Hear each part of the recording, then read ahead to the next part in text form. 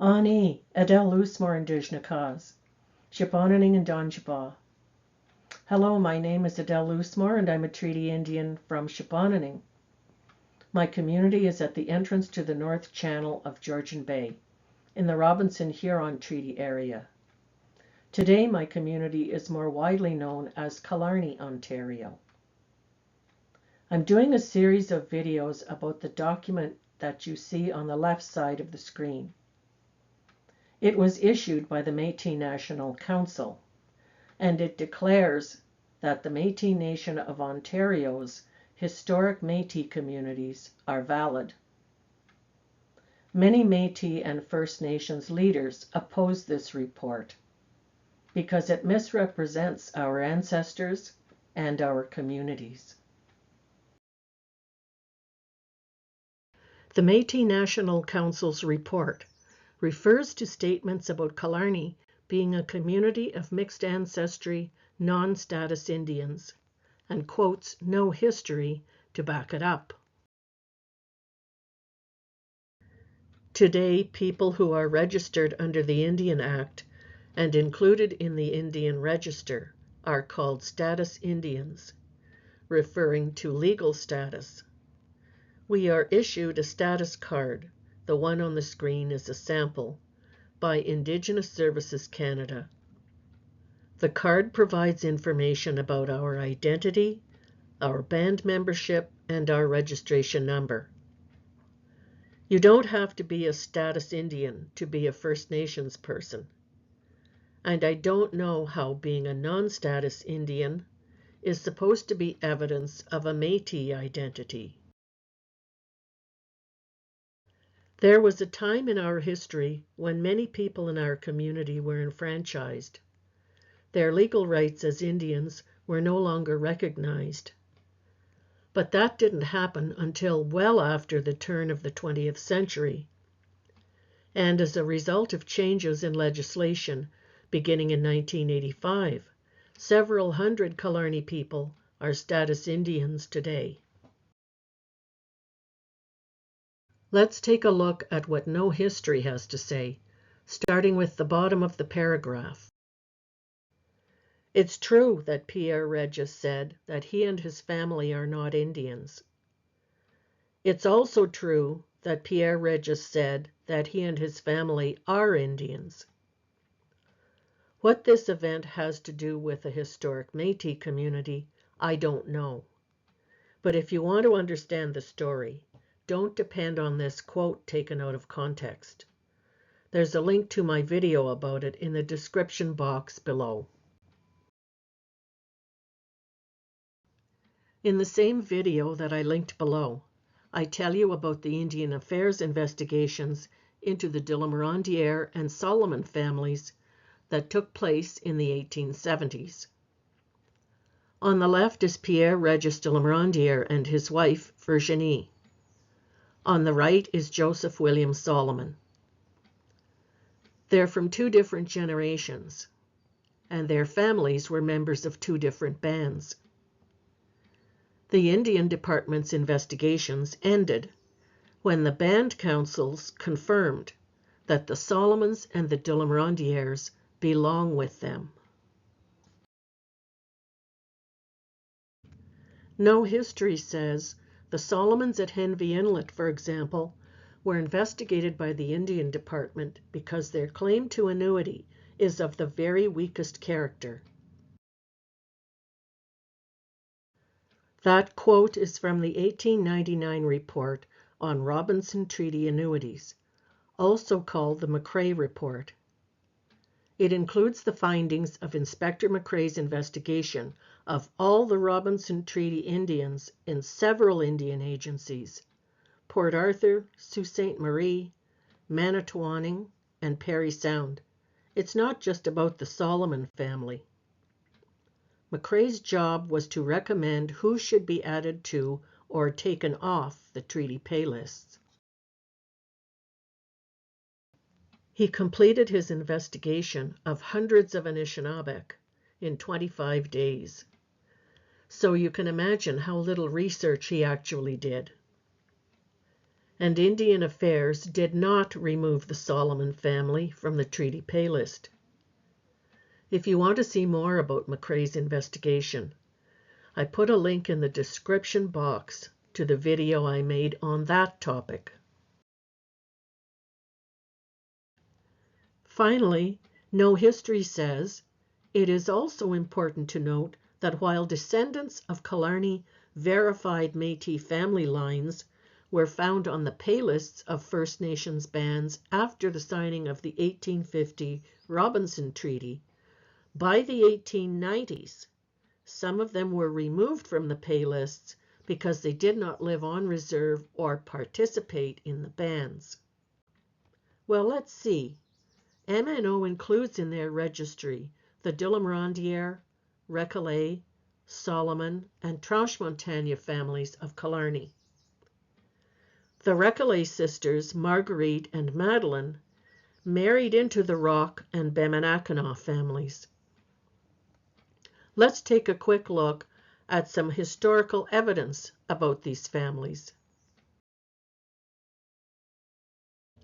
In 1895, 4 years before McCrae's report was compiled, the Indian agent at Parry Sound submitted this to headquarters. It was titled, List of Indians belonging to the Parry Sound Superintendency who do not reside with their bands or on their reserves, together with their places of abode or post office addresses. His list included 5 Robinson Treaty bands. This is the one he made of off-reserve families in the band that had many Killarney members. I blocked out the names of those who were not from Killarney. Family number 17 is living at Waquemacong. Number 25, Joance, that's Mrs. Joseph Trash-Montagna. Maiden name, Marie Solomon. Number 26, 27, and 28 are living on the Whitefish Lake Reserve. Number 29, Kabataquay, Philemon. That is Philomene de Lamorandiere, whose mother was Kabataquay. Philomene married Alfred Egan. Number 30, it looks like Kinawabi, living in Killarney. I don't know who that is. Number 31 is Tedepadquay, Alex, Killarney. That's Alex de Lamorandiere. Number 32, Mrs. Henry Solomon. Number 33, William Solomon, and number 34, George Solomon, all in Killarney. Number 35, Joseph Solomon, living at St. Joseph Island. Number 36, Xavier, is in Sault Ste. Marie. And number 43, James, is also in Sault Ste. Marie. Number 37, Dominic Solomon. The agent doesn't know where he is. Number 58 is at Waquemacong. Number 47 is on Manitoulin Island. And number 41, I believe that's Mrs. Martel, is in Killarney. Her maiden name was Victoria Solomon. Here's Walton's summary. 36 families lived elsewhere than on their own reserves. 27 families were living outside the superintendency. Each superintendency was responsible for several reserve communities. So 27 families were not even in the area that Superintendent Walton was responsible for. And was it only mixed ancestry band members who were living off reserve? And what about people who left the reserve to work someplace else? For example, at logging camps outside their communities. Did they also turn into Métis people? And how long did a person have to be living off reserve before they magically became Métis? If we go back to the agent's letter, we see that instead of recommending that off-reserve families be taken off the treaty pay list, he asked for permission to come to Killarney to pay out treaty money, just like the agent at Manitowoning did. That way, he said, he could expect the Killarney Indians to meet the same requirements that he set for all of his other Indians. He wanted to travel here by steamer. He said there are 4 steamer lines that stop in Killarney. One was the Great Northern Transit Company. This was their proposed schedule for 1898. The steamer Northern Belle came to Killarney 3 times a week. Here's what she looked like. The Northern Belle connected to steamers operated by the Soo Line and the Lake Superior Line. Indian Affairs said that the Indian agent could pay out treaty money in Killarney for 1 year. Apparently that method didn't work so well because the Indian agent at Parry Sound didn't continue to come here regularly. More on that later. In 1898, 1 year before Inspector McCrae recommended that some people be removed from the treaty pay list, he said in a report to Indian Affairs about the locations of Robinson Treaty Indians, "I say that I do not think it can be urged that absence from treaty reserves forfeits the right to annuity, because such a point has never been raised, and a large proportion of annuity-receiving Indians live away from the reserves to which they are ascribed." When it comes to place of residence, Killarney Treaty Indians were no different from a lot of other Treaty Indians who were not living on their own reserve. Here's a letter dated 1903 from the Indian office at Manitowoning, saying that 4 of the Rock brothers, Jean-Baptiste, Frank, Andrew, and Joseph, are owed treaty money. This is 4 years after the 1899 McCrae report that I believe is the source of No History's claim that some people in Killarney were removed from the treaty pay list. They don't say how many people is some people. So let's take a look at some Indian Affairs documents about Killarney people. Let's look at the 1906 Robinson Treaty Annuity Pay List from the Manitowoning office on Manitoulin Island. The list recorded the names of heads of families. Each family was assigned a number to help Indian Affairs keep track of people. Number 21, Naukamagabo, Jacques, also known as Jacques Cooper. Number 69, Mrs. Anne Gagnon. Her maiden name was Josette Naukamagabo. Also, she was known as Josette Cooper. Number 34, Mrs. Lamorandiere's family. That's Mrs. Charles Lamorandiere Sr.'s children, Rosalie, who married Alexander Prue, Dominic de Lamorandiere, and Frederick de Lamorandiere. Number 71, Madeleine Bernard. Maiden name, Madeleine Recollet. 72, Mrs. Frank Pilot. Maiden name, Marie Bemenakanong. Number 94, Mrs. William Bocage. Maiden name, Philomene Bemenakanong. Number 95, Mrs. Louis Prue. Maiden name, Julia Elizabeth Bemenakanong. Number 122, Mrs. Dominic Solomon. Maiden name, Josephine Babamaquay. Number 35, Margaret Rock. Maiden name, Marguerite Recollet. And then 5 of her children, Jean-Baptiste, Louis, Frank, Andrew, and Joseph. This is an image of Marguerite Recollet rock, probably taken around 1895.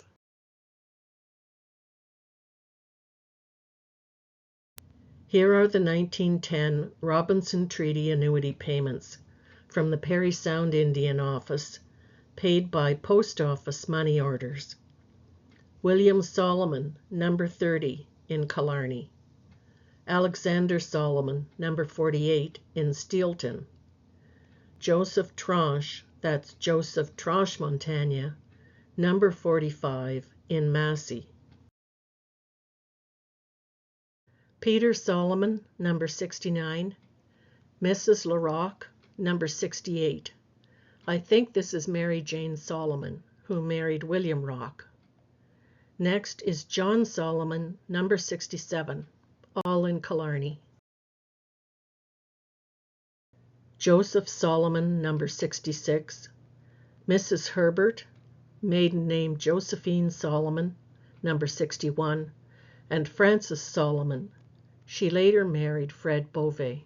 She's number 75.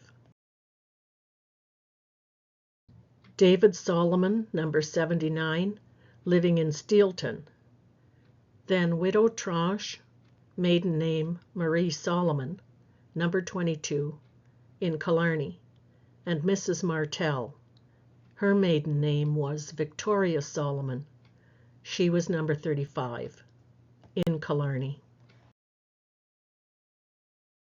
Here's an image of Mrs. Martel, Victoria Solomon.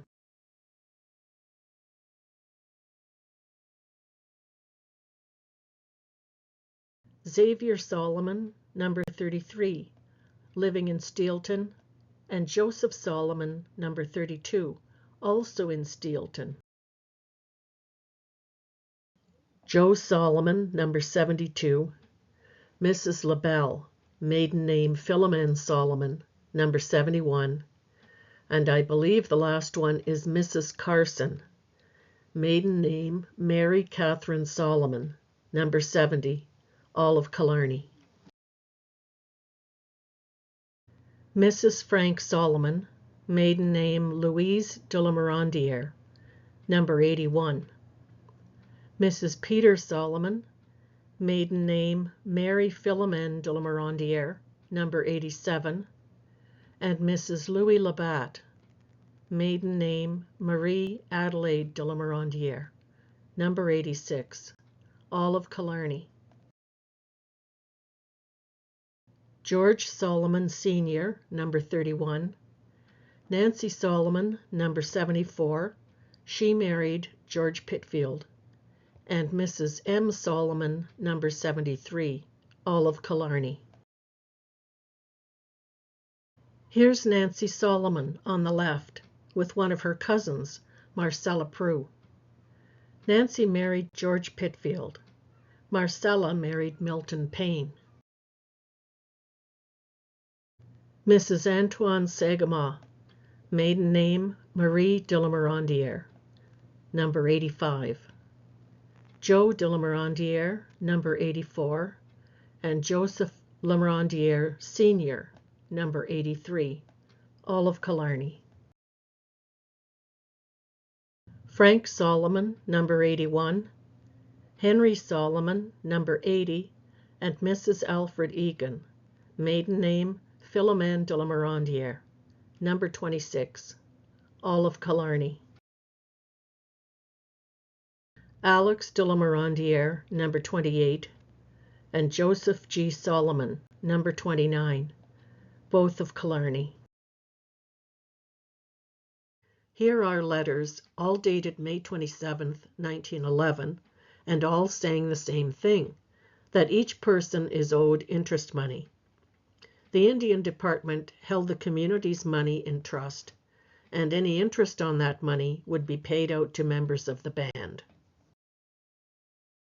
There's a letter about interest money for Alphonse, Edwin, Alec, and Miss Maggie Rock, all descendants of the original Recollet family ancestors on the Robinson Treaty paylists. For decades, Indian agents from the Manitowoning Indian Office on Manitoulin Island came to Killarney to pay treaty annuities, just as they visited other settlements of Robinson Treaty Indians to do the same. The blue square close to the center of this map marks the community of Manitowoning. The red triangle on the mainland marks Killarney Village. Here's a 1912 letter to Frank Rock of Killarney from Indian Agent MacLeod. It said, "I intend being at Killarney on Friday the 13th instant to distribute Robinson Treaty annuity. Will you kindly let the Indians know so that they will be on hand?" The Indian agents at the Parry Sound office didn't come here very often, because in those days it was not easy to get to Killarney. Here's a letter from Agent Logan of the Parry Sound office to the Indian Department, talking about traveling to Killarney. I suppose the department is aware that Killarney is a long distance from here and hard place to get to. It would take a week to go from here, as I would have to go by Sudbury and Little Current. Here's a road map of Ontario that was published by Chevrolet in 1923. The red dots on the map represent Chevrolet's dealerships and service centers. Here's a close-up of the Georgian Bay area of the map. And here's the route the Indian agent needed to travel to get to Killarney. First, he had to go from Parry Sound, where the yellow rectangle is, to Highway 17, which brought him to North Bay at the orange rectangle, and then to Sudbury at the green rectangle. Here's an image of Highway 17 back in the 1920s. It's a historic photo from the Sioux Star newspaper. A one-lane gravel road. Imagine how long it took to travel that route. When he got to Sudbury, the green rectangle, the agent had to jump on the train to get to Little Current on Manitoulin Island, where that blue rectangle is. The swing bridge at Little Current was built in 1913 for the exclusive use of the Algoma Eastern Railway.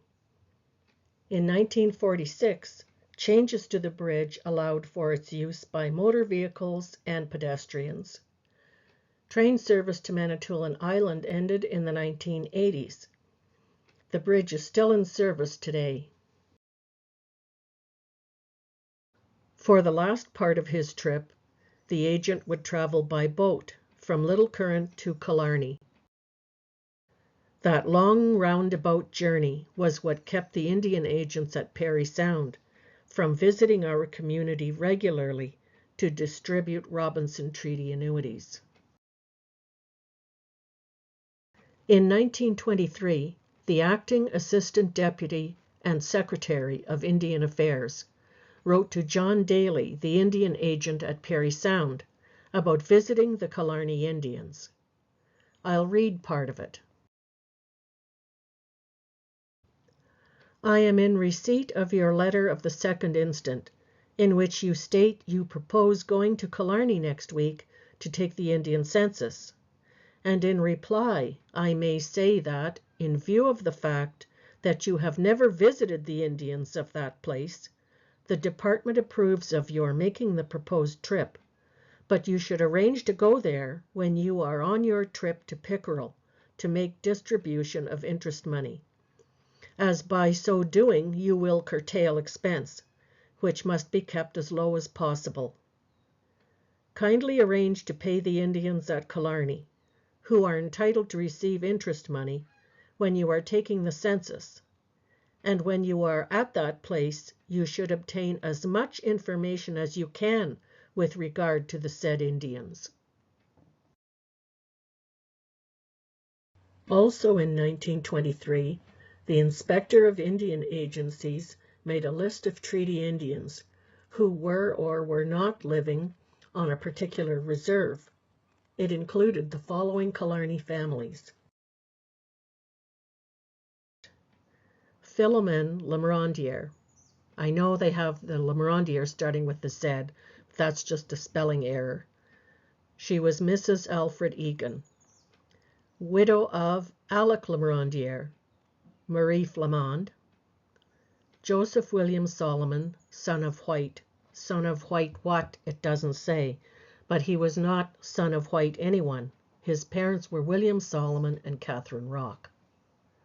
Widow of William Solomon Sr., that's Catherine Rock. Widow of George Solomon Sr., that's Therese Anderson. Xavier Solomon and Mrs. Dominic Solomon, that's Josephine Bebamaque. Mrs. William Martell is Victoria Solomon. Mrs. Joseph Herbert is Josephine Solomon. He's got a question mark after her name, probably because there's another Mrs. Joseph Herbert in Killarney, Mary Naukamagabo, also called Mary Cooper. She was married to Joseph Herbert Jr., and she also was a Treaty Indian, but with a different band. Here's an image of Josephine Solomon, Mrs. Joe Herbert Sr., with her daughter Myrtle. Joseph G. Solomon, John G. Solomon, Peter Solomon Sr., Mrs. LaBelle, that's Philomene Solomon. Philomene is on the right side of this photo. Her first cousin, Josette de Lamorandiere, is on the left. Philomene was first married to Albert LaBelle. Then after his death, she married Alfred Bocage. Back to the list. We're at number 72 and 73. Widow of Joseph W. Solomon, widow of William Solomon Jr. I don't know the identity of those two widows. Their husbands would have to have died before 1923, and that doesn't match up with anyone in my records who has the name Joseph and or William in the Solomon family. Next is Nancy Solomon, who married George Pitfield, and then Frances Solomon. That name Frances should have an ES on the end, not an IS. She married Fred Bove. David Solomon, Henry Solomon, Frank Solomon. Joseph Lamorandiere Sr., John Lamorandiere Jr. Mrs. Antoine Sagama is Marie de Lamorandiere. Mrs. Frank Solomon is Louise de Lamorandiere. George de Lamorandiere. 1930. Back to the Indian agent at Manitowoning, who compiled a list of the adult male band members who were entitled to vote on an issue that was affecting reserve lands.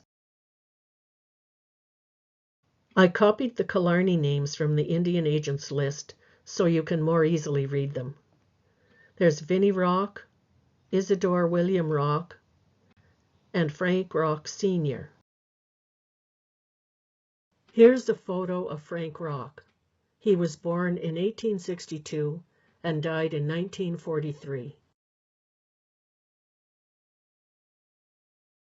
And there's Daniel, George, Alec, Charles, and Louis Rock. Here's a photo of Louis at the sugar camp in 1949. He was born in 1890.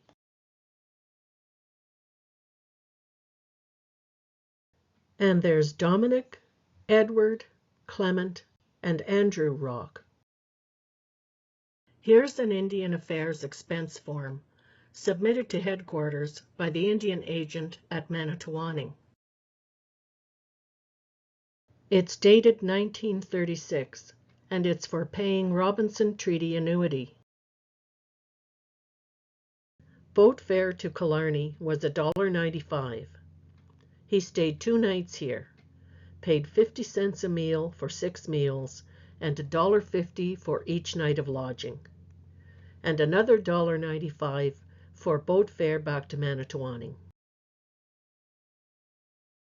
In this 1939 letter, the post office is telling Indian Affairs that they will honor the money order that was sent by the Indian agent to Mary Naukamagabo of Killarney, a treaty Indian. Mary was Mrs. Joe Herbert, Jr. Also in 1939, Indian Affairs owed treaty annuity to Mrs. Rosalie Prue. That's her image on the right. She was a sister of Pierre Regis de Lamorandiere. These names are from the records relating to Robinson Treaty Indians that I have shown you throughout this video.